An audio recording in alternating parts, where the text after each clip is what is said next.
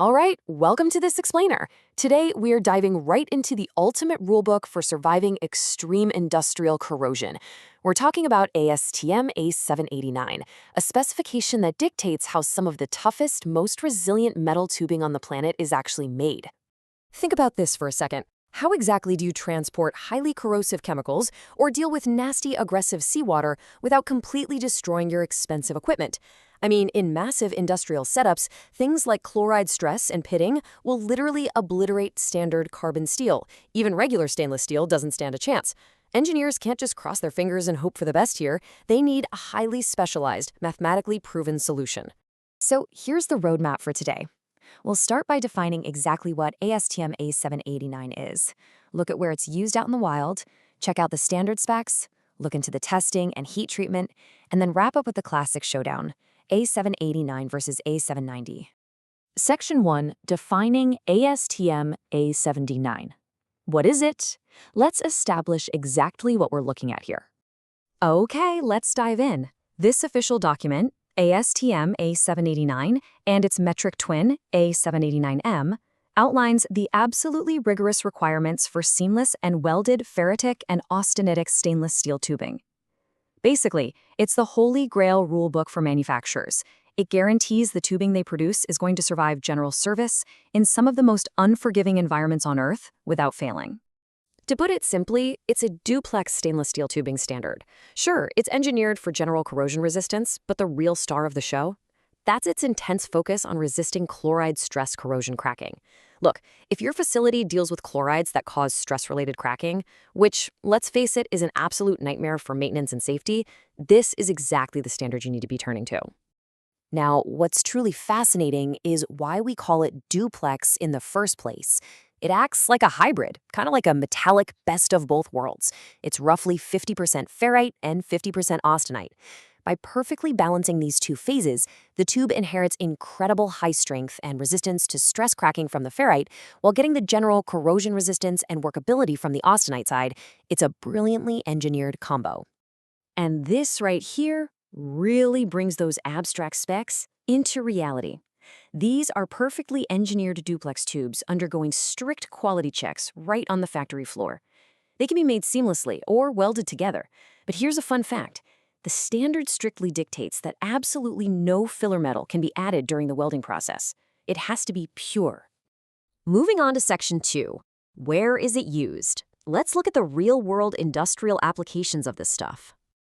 You'll find A789 tubing acting as the critical veins for heavy industry all over the globe. Because it laughs in the face of aggressive environments, it's the absolute go-to material for heat exchangers and massive condensers. You'll also see it heavily utilized in chemical and pharma equipment, gas processing, and the pulp and paper industry. Basically, anywhere you have brackish water, intense bleaching operations, or specialty chemicals, these tubes are the unsung heroes keeping everything running safely. All right, Section 3, the standard specifications. What are the actual rules and requirements? Let's look at the chemistry. This standard strictly controls the metal's recipe. Take a super duplex grade like UNS S31803, you might know it as 2507. The chemical makeup requires highly precise levels of chromium, sitting between 24 and 26%, molybdenum at 3 to 5%, and extremely specific doses of nitrogen. They don't just throw these elements into the melting pot and hope for the best. They are exactingly balanced to aggressively block pitting and crevice corrosion right at the microscopic level. And mechanically, the tubing has to be incredibly tough. Look at grade S32205, for example. It must hit a staggering minimum yield strength of 70 KSI, that's 485 megapascals, and a tensile strength of 95 KSI.